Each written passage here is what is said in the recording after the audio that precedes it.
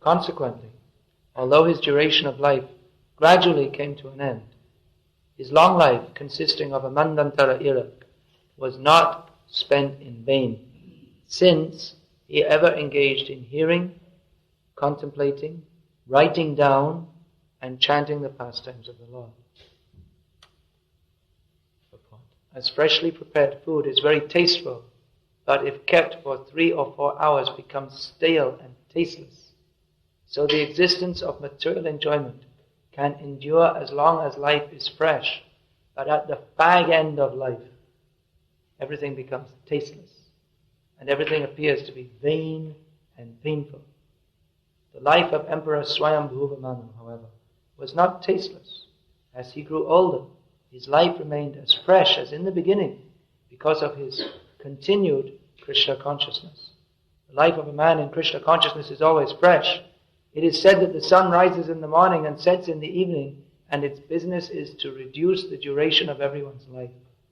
But the sunrise and sunset cannot diminish the life of one who engages in Krishna consciousness. Swayambhuva Manu's life did not become stale after some time, for he engaged himself always in chanting about and meditating upon Lord Vishnu.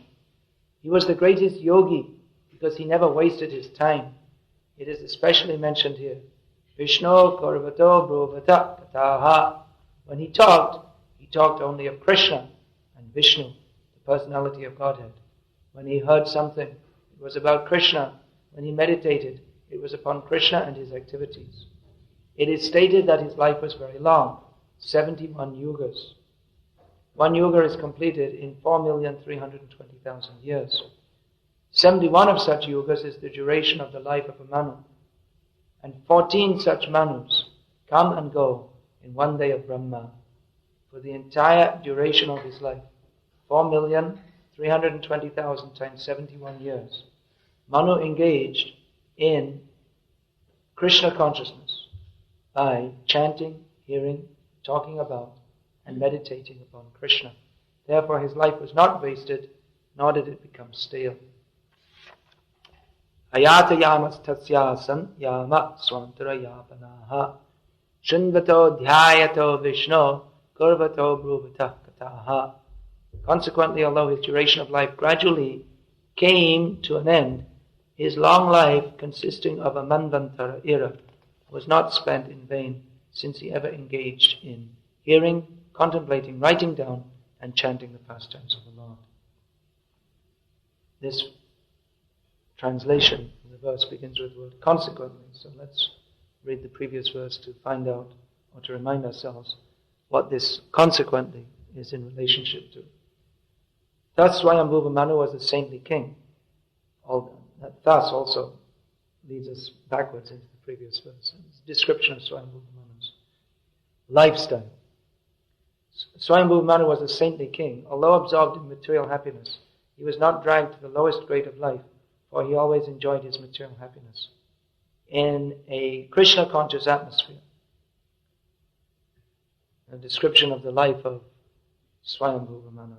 Bhagavatam is a description of the lives of the great devotees which are in relationship to Krishna.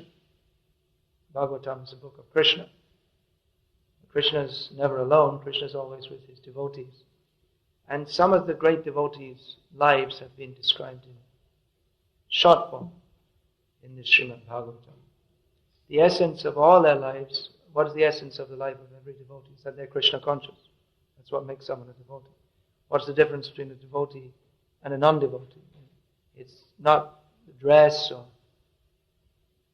not even necessarily the mantras they chant. Even sometimes non-devotees chant Hare Krishna. It may also be. But devotee means that he is Krishna conscious, favorably. Not only Krishna conscious, but he should be favorably Krishna conscious. In the Bhagavatam we also have the description of demons. They are also Krishna conscious, but not in the way that is recommended. Krishna conscious means Anukulyena Krishna Anushilam Bhakti Uttama. Giving up all that. Anyabhilashita Shunya Jnanakamadhyana Vritam. Giving up all personal desires to engage in the service of Krishna favorably. So we find also some demons like Kamsa was intensely Krishna conscious, but not favorably. He was always fearing Krishna. Hiranyakashipu was also Krishna conscious, because he hated Krishna. So he was Krishna conscious, but this is not being recommended in the Bhagavatam. It's recommended to follow in the footsteps of the great devotees. Mahajano yena gata sapanta. Among whom Mahajans, Swayambhuva Manu is one of them. Kumara, Kapilo, Manu, in the list of Mahajans, great personalities whose example should be followed. One of the examples is Manu. So this, Prabhupada has pointed out in one purport in Chaitanya Charitamrita, that everyone is following in the footsteps of some Mahajan. Even the non-devotees, they also have their Mahajan. They're not actually great personalities, but they are taken to be great personalities by non-devotees. Prabhupada gave some examples. For demons, Hiranyakashipu and Kamsa, they are Ravana. They are great persons. Even in South India, there are some people who have decided that we think Ravana wasn't such a bad guy. I mean, he didn't do much wrong. He only stole Rama's wife. But that Rama got so upset and he came and smashed his whole kingdom. Actually, Ravana was one of us, South India. Rama was a North Indian. We don't like it. So some people, not everyone, but some people in South India, they make a Mahajan out of Ravana.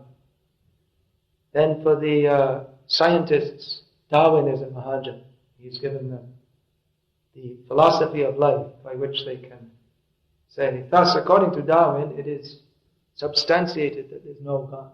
So this is very pleasing to another class of demons. And there are so many, for militaristic people, Hitler is a Mahajan, great personality, whose footsteps should be followed. Everyone is following someone else. In modern Britain, we see that people are trying to be individualistic. Be yourself. But they be themselves, but then they find that everyone else is being themselves in the same way. Try and be as different as possible. Make your hair blue. That's pretty different. And then you find so many other hundreds of people have got blue hair also. So, be different. What? Everyone's trying to be individual, but everyone is controlled. Missing understanding in modern life. Everyone is controlled. I like to think not controlled. That we are free, independent. Do what you like. Don't care for anyone. But people are very much controlled by their senses.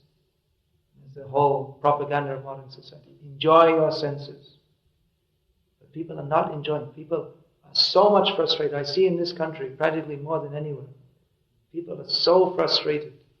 Very, very aggressive atmosphere. I was thinking as we were in Harinam in London and someone attacked, and then yesterday in Birmingham also in Harinam, people walking around very very assertive and aggressive. I'm very strong and very tough. I was thinking that you see that they have this idea of Stone Age people walking around with clubs. It's just this kind of mood. Anyone gets in my way and I'll boom. So this desire for material enjoyment is fan. It's already a fire. Krishna explains in Bhagavad Gita. Lusty desires. Dushparena analena. Lusty desires, they're already in the heart, and if you exacerbate them, it burns more and more. And it's like a constant fire that's burning. In Krishna consciousness, we're trying to diminish that fire of lust, or rather direct that desire towards Krishna.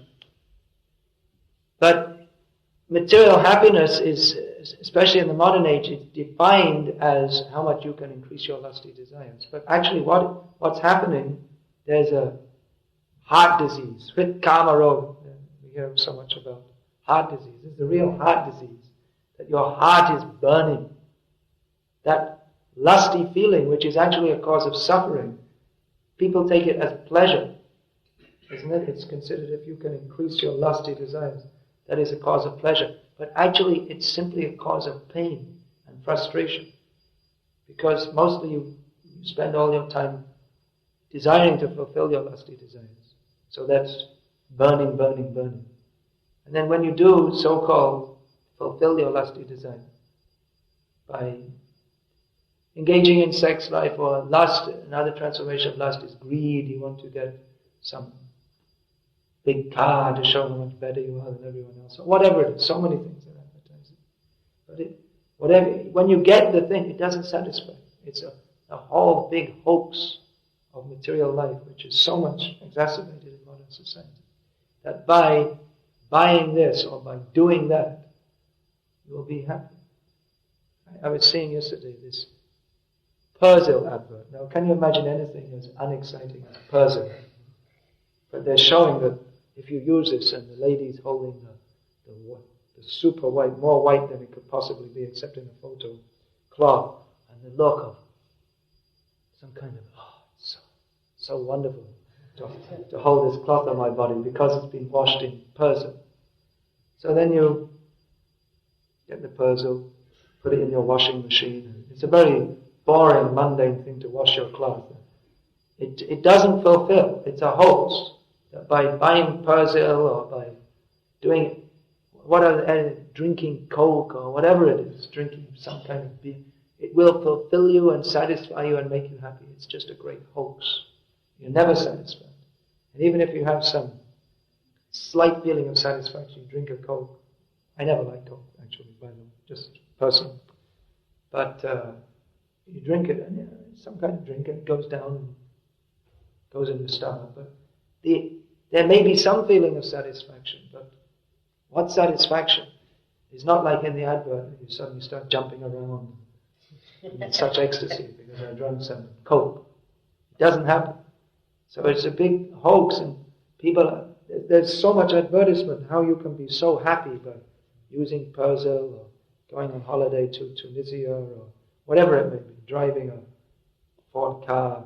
This will make you happy, but it doesn't. And so they're winding you up more and more. Enjoy. But it's just not there. The enjoyment's not there. Therefore, people are more and more frustrated. Still, they try to enjoy. You go through the center of any city in the evening hours, and especially in this so-called summer, they'll all be out. The young ladies wearing as little as is considered decent. And the whole atmosphere is one of men and women coming together to enjoy. So there's some enjoyment is there in youth. Very tucham. Yan maitunadi griha vedi sukhami tucham. Prahlad Maharaj has analyzed this. Happiness of sex life. It's very insignificant. But even that, as you get older and older, you can't do it. You're physically not able to do it. That's why material life means it's a guaranteed formula. You get more and more frustrated as you get older. No one's satisfied. What is satisfaction? They advertise smokers. Now you're not supposed to have smoking advertisements. They generally used to advertise smoke. Satisfaction. But as the great Mahajan Mick Jagger said, you can't get no satisfaction. See, even he has so much money and fame, and he's not satisfied. He's still at the age of, how old is he, 55 or something, running around all over the world doing concerts to get more money. He's not getting any satisfaction, and nor is anyone else. Material life means a guaranteed formula to become more and more dissatisfied. Therefore, we have to see which Mahajan should we follow. What to speak of happiness? Happiness is defined in terms of some adrenaline increasing activity. But where's the satisfaction? That's not actually happiness, and there's no satisfaction. So Bhagavatam is showing a different kind of Mahajan to follow. Completely different. People can't understand it. How can you be satisfied? What do you do? Every day we sing the same song. We don't get bored. Same way of life. Even the same class, you see. How many times have you heard this kind of class? Material life is miserable. Chant Hare Krishna. Has anyone ever heard a class like that before? How many times have we heard it? But we'll go on hearing. Because That verse is there. Satang prasangan numavirya sangvido bhavanti karna rasayana kata. To discuss topics of Krishna in association of devotees. It's very pleasing to the ears and the heart. Rasayana kata. Rasayan means it's like a tonic. If you're sick, it cures you. And even if you're healthy, it makes you better, stronger. So, Hari Katha, this is pleasing, very pleasing. Even again and again you hear. Shinvato dhyayato Vishnu. It's described here. Manu, he repeatedly heard about Krishna. In dhyayato, he contemplated this. This is an important part of devotional service, that at least as we go on in devotional service, we should try to cultivate this contemplation. In the beginning we're hearing, and it may be new, and we're just trying to understand the philosophy of Krishna consciousness, how it all fits together. It's not very difficult to understand. Simply, we're not this body. We're eternal, spirit souls. Krishna is also eternal. He's the Supreme Personality of Godhead. Only by serving Him can we be happy. There's no happiness in material life. So basically, the philosophy of Krishna consciousness is very simple. And there are details. There's so many detailed points that go over different Mahajans, and what are Krishna's three principal energies, and how Krishna expands into different incarnations and then into the jivas. So there are so many details. The basic philosophy is very simple. So after some time of hearing this, we may think, well, heard it all before. Don't need to go to class anymore. Heard it all before. Boring. So that means, actually, we haven't heard, if we think like that. So that means we're in material consciousness. If we think I've heard it all before, therefore I don't need to hear it anymore. That means we're definitely not following in the footsteps of Manu, who spent his life hearing. Of course, there are unlimited topics of Krishna. So much to hear about. Goswamis have written so many books. Even if you wanted to, of course, they're not all translated into English. But even what books we have on Krishna consciousness in English now, as devotees are bringing out so many books, you can't keep up with them unless that's all you do. But even if you were to sit down now and spend the rest of your life only reading all the Vedic literatures, Vedic and Vaishnava literatures, you wouldn't come to an end. It's not possible. There's so many books. But even, there's so many books, but the essential books are Bhagavad Gita as it is, Srimad Bhagavatam, Nectar of Devotion, Chaitanya Charitamrita.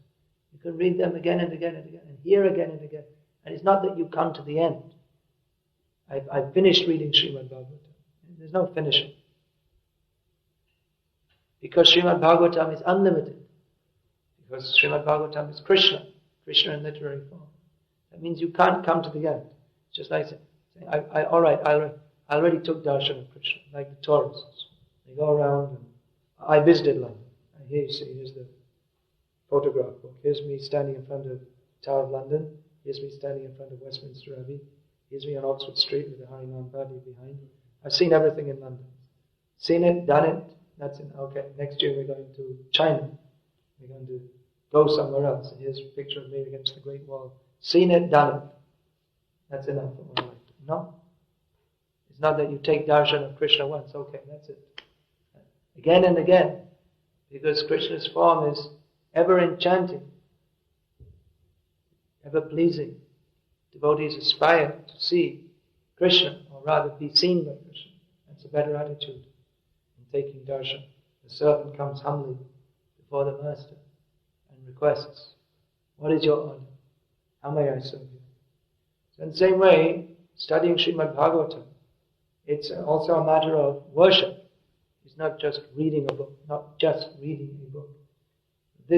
All other books are perverted reflections of Srimad Bhagavatam. As the material world is a perverted reflection of the spiritual world. We find in Srimad Bhagavatam all elements which, in any book, there's a message, there's romance, there's suspense. What will happen? Will Bali Maharaj follow his so-called guru, or will he surrender? Will he fulfill his promise? So many factors are there, but it doesn't become boring For someone who's actually studying Srimad Bhagavatam, one who's actually hearing, he takes pleasure in hearing again and again. Because by hearing again and again, swadu swadu pade pade, tasting at every step, the nectar. What is this narration about Krishna? If you consider what are the pastimes, see, dhyayat, what are the pastimes of Krishna? Contemplate, you hear the story. Bali Maharaj surrendering to Vamanadev. Contemplation. Contemplation means you heard the story, more or less you know the story. What happened? And you just imagine, what is the situation? Bali Maharaj is there, emperor of the universe, he's taken it by force, all the demons are around him very proudly, performing sacrifices to reinforce his situation. It's a big spectacle, big public affair, so many Brahmins are there chanting, and all of a sudden they see on the horizon, brighter than the sun, some figure coming towards them. A young brahmachari boy. So Bali Maharaj said, I'm so blessed, such a great personality has come. Now this will be really auspicious. So like this you can contemplate now. Vamandev came, Bali Maharaj was promising, Shukracharya was telling him, don't promise too much. Don't give too much. You see, like a materialistic guru would say. Sometimes in India we find that young men, some young women also, sometimes they come and start frequenting our temples. So in the beginning, sometimes the parents are happy. That's nice. If he's religious, that's good. It's better than him becoming a drunkard. But then after some time, when they become more interested, then they become afraid. And they'll say, it's all right to be religious, but not too much. Don't go to the Hare Krishna temple, but don't go there too much. So in the same way, Shukracharya, his guru, he's engaging Bali Maharaj in sacrifices. Sacrifice means you have to worship Vishnu. He's Yagyeshwara, Yagyabhut, controller of the sacrifice, the enjoyer of the sacrifice. Shukracharya saw this is Vishnu come, so he said, all right, I'm training you to worship Vishnu, but not too much. Don't give everything to him. If you give everything to him, then, what is that he said? Murha bhartishyate kata. If you give everything to him, where will you live? What will you do? You won't have any place even to sleep. And implicit in that is, me too. What about me? I've helped you to conquer the whole universe and you're just going to give it away just out of sentiments. Come on, be reasonable. Just think what you're doing. So you see what is the contemplation, all the pastimes of Krishna. You should contemplate, hear about it, shinvata, dhyayata, contemplate. This is good subject matter for the mind, very purified. Otherwise our mind is full of garbage, and even if it's not full of garbage, plenty is plenty. See, the whole civilization is dedicated to filling our mind with so much garbage. Everywhere you go, so many advertisements. Just throw it in. Throw in the garbage. Fill your mind with garbage. Make your life garbage. Rubbish style of life. But here it's described about Manu. He didn't waste any time with any rubbish activities. But rather he engaged himself fully in hearing, contemplating, writing. Prabhupada has written. Although it's not explicitly stated in Sanskrit, but Prabhupada with his transcendental vision, seeing these pastimes, has seen that Manu was also writing about Krishna. It's also one kind of kirtan, to write about Vishnu. Shravana, kirtan. Kirtan means glorification. When you've heard, then you can write. So this is important that we should also contemplate.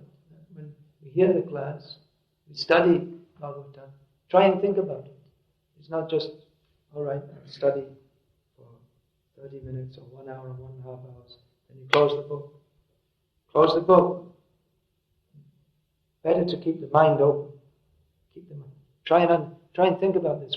What is it? Bali Maharaj or Prahlad Maharaj, why are they listed in Bhagavatam? There's so many great devotees. Manu, why are they described? What is it about their pastimes that are so pleasing to Lord Vishnu. What is it about their attitude? Now we're saying there's this word, attitude.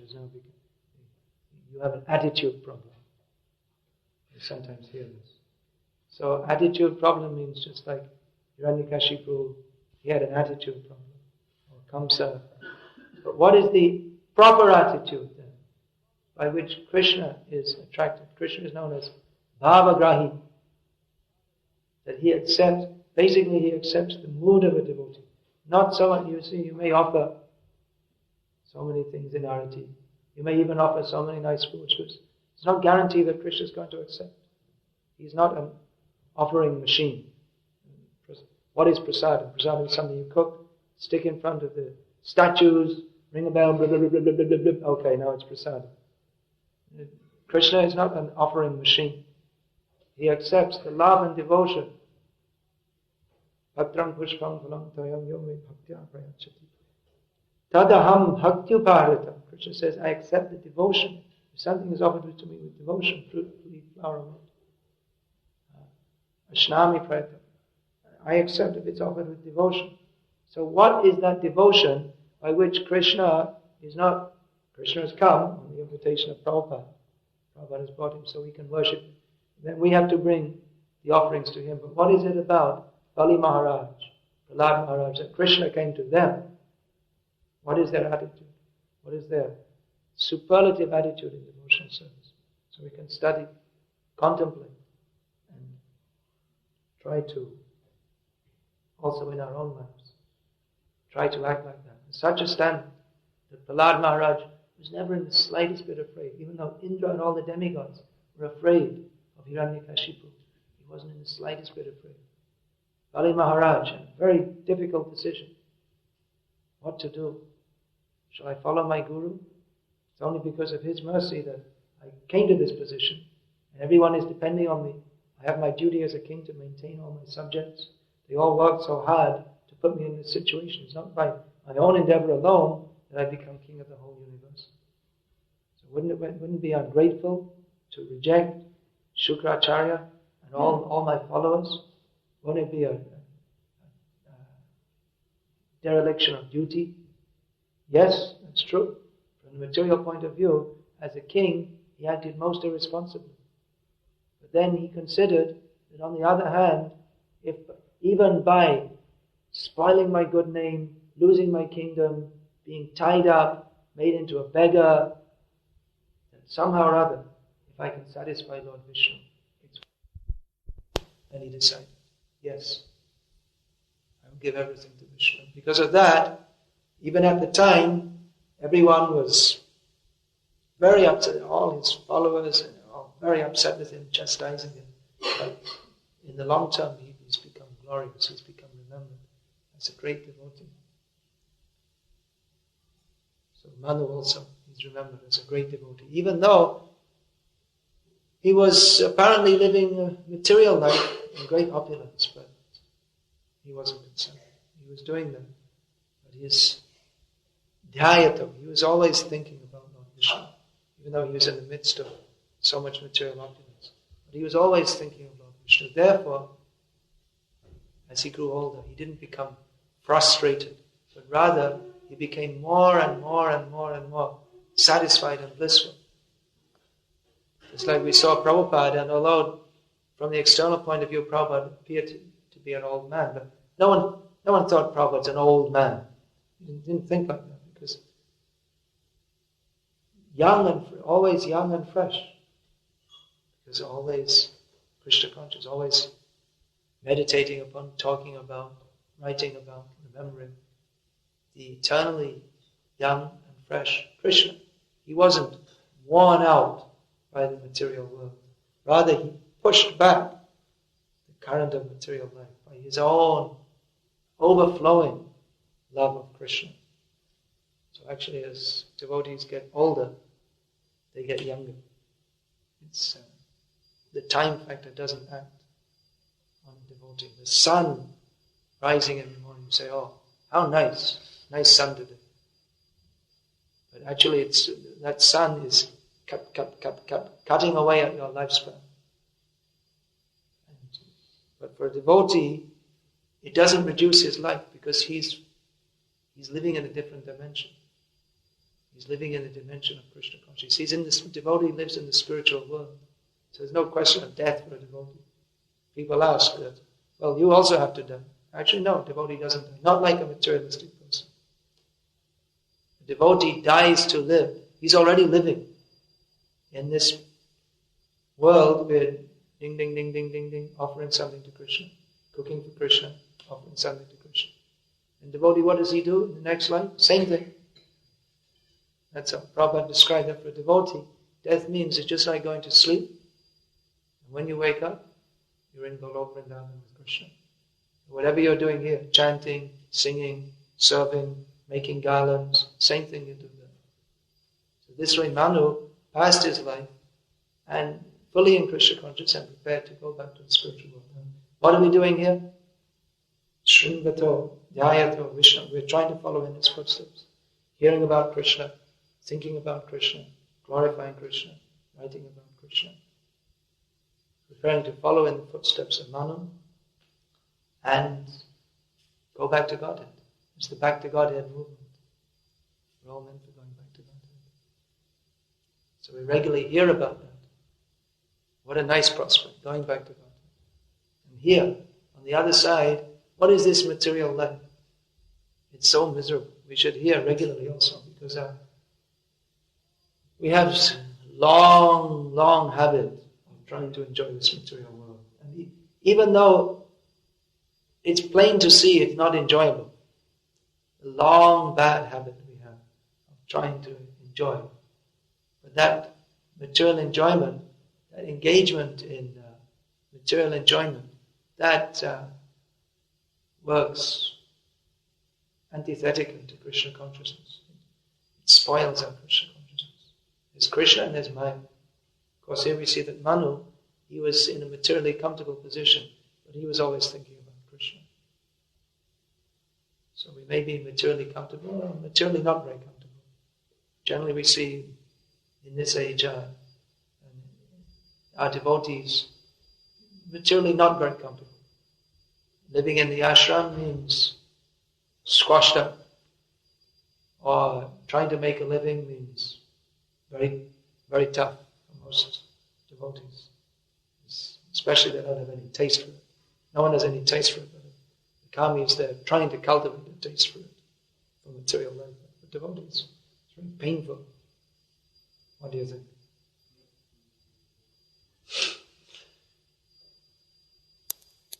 But a devotee, he always tries to hear about Krishna, contemplate Krishna. In this way, although he's living in the material world, he doesn't take part in the sources of misery, which are sense enjoyment. But he goes on contemplating Krishna, remembering Krishna, hearing about Krishna, again and again and again. So that finally we become convinced after hearing many, many times, chanting many, many times, we finally become convinced that yes, actually, Krishna really is the Supreme Personality of Godhead. It's not just something that we're imagining. It's the actual fact. And the actual fact is that I am His eternal servant. And the actual fact is that the only happiness is in His service. So let us wholeheartedly do that. Wholeheartedly surrender to Krishna. Hare Krishna. Any question or comment? Please. What is the difference between Krishna consciousness in the neophyte stage and Krishna consciousness in the advanced or pure stage? It's a difference of level of consciousness. Krishna conscious means to be conscious of Krishna. Right? It's a simple definition of Krishna conscious, to be conscious of Krishna. So in the neophyte stage, our consciousness of Krishna is just awakening. It's not very developed. The pure devotee, his consciousness is overwhelmed with thoughts of Krishna. In the neophyte stage, we're just trying to think about Krishna. But in the advanced stage, you can't stop thinking about Krishna even if you try.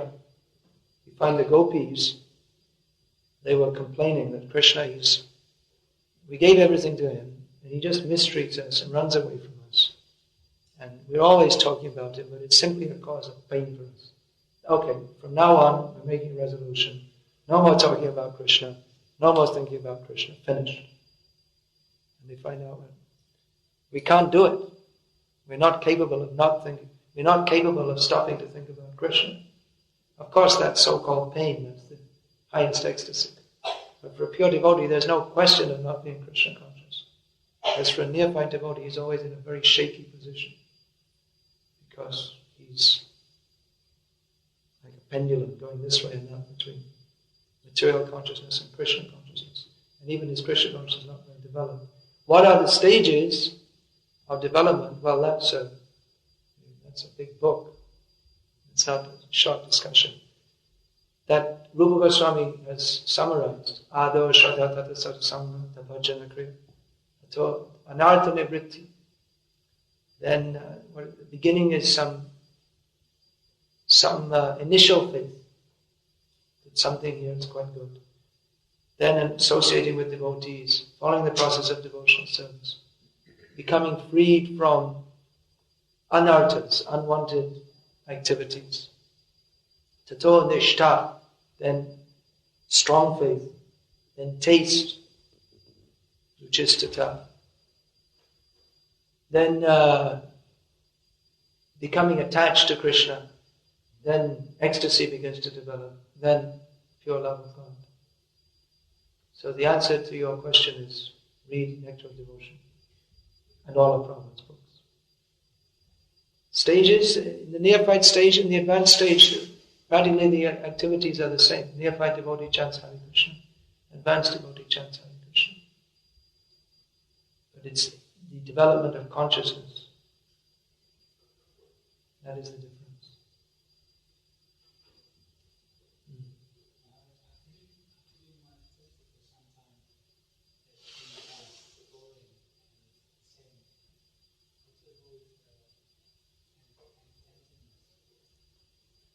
Performing activity the same, it becomes boring. Well, nothing's boring in Krishna consciousness. So if we are in Krishna consciousness, there's no question of being bored. So that comes to your next point. Inattentiveness. Yes, if you're inattentive, if you're not attentive, if you're not thinking that I'm doing this for Krishna, then it becomes boring.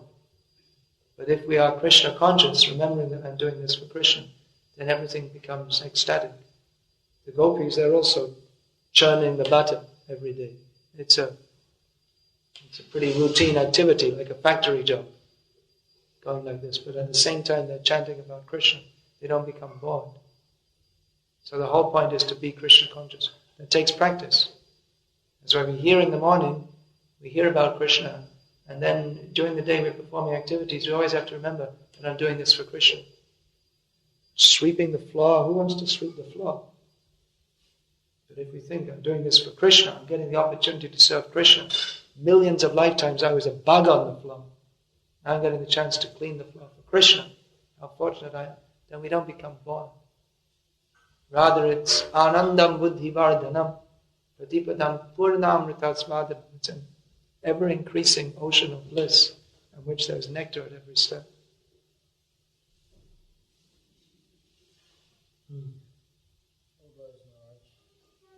To the Sankirtan movement. Param Vijayatim Sri Krishna Sankirtan.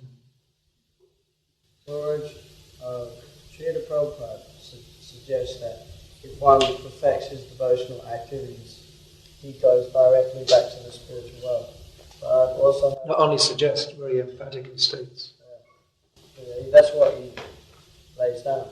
But I've heard from senior devotees that. Well, if you heard something from senior devotees which is different to what Prabhupada said, then who's right? They're not more senior than Prabhupada. Whatever it is, whatever they said. If someone says something which is... Of course, it may be sometimes that something you hear is apparently contradictory, but it's not. So let's, having cut you out, let's hear what you have to say. Well, that one takes birth where Krishna is having pastimes in the material world to be trained up some more. And then go back to well that's going back to Godhead, isn't it? Going to Krishna's pastimes. Are we still suffering there? No, you're not suffering. And if you're You're taking birth in Vrindavan in the house of a cowherd boy, like a cowherd family in service of Krishna. That's suffering? Doesn't sound like suffering to me.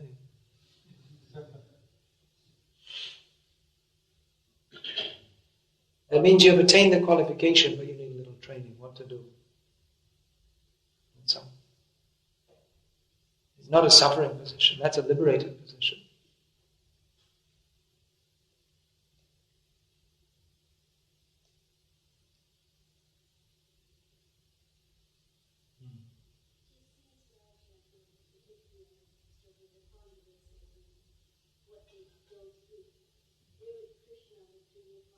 Yeah, so much suffering. Yeah, it appears, many of Krishna's devotees, Prahlad Maharaj, how Prabhupada suffered so many years struggling to preach and establish this movement. But that suffering is, because they're always thinking of Krishna, that's actually not suffering. Jyoto deko Vaishnava Vibhahara Duk Taha Janeha She Parananda Shuk. This is analyzed by Vrindavan Das Thakur in Chaitanya Bhagavat. That if you see a Vaishnava and it appears that he's suffering, you should know that it's actually the highest transcendental happiness. Because that suffering, apparent suffering, increases the intensity of their feelings for Krishna. This Kunti Devi, she in her prayers, she described how the Pandavas are suffering so much. They suffered so much. Vishan Mahagne Purushada Darshanat Asat Sabhaya Panavasa Kritshrita Mridhe Neka Maharata Strato Dronashtratas Chasma Hare Virakshita. She gave a summary of some of the worst things. That first of all, Bhima was poisoned, then the Kauravas tried to burn them to death. Then they had to face man-eating Rakshasas in the forest. Then the Asat Sabha, the gambling match in which they were humiliated, everything taken away. And then they were sent to the forest, even though they were great kings. They were used to comfort and honor, and then they just became Vanavasis, just like they were Aborigines in the jungle. They had to live in the jungle. Then they had to fight in the battle, so much difficulty. But Kunti Devi said, you protected us at every step. So then she said, that, well, now there's no danger, all the danger's over. Let's have some more danger. Well, what happened? Now it's all peaceful. So now, see, everything's peaceful. Krishna came for a courtesy visit to see the Pandavas. Now he's going away again. So she said, give us some more trouble. Vipada santu tashashra tatra tatra jagati. Bhavato darshanam yatsyat apuna bhava darshanam. She said, let there be difficulties. Because if there are difficulties, we'll remember you more. We'll see you more. We'll always be calling out to you. And if we see you, we will not see repeated birth and death. So the suffering of a devotee, that is actually not suffering. That's because that intense remembrance of Krishna. Chaitanya Mahaprabhu is Krishna come to experience the ecstasy of Radharani. And what is that ecstasy? What is that highest ecstasy? The feelings of separation from Krishna, which for the residents of Vrindavan, they couldn't imagine anything, any suffering. For them, there's no suffering because Krishna was with them. But then when Krishna left, there's no limit to their suffering. But that suffering is the highest ecstasy. In the material world, the happiness is suffering and the suffering is suffering. But in the spiritual world, the happiness is happiness and the suffering is also happiness. It's all bliss. How to understand? Not by any material means.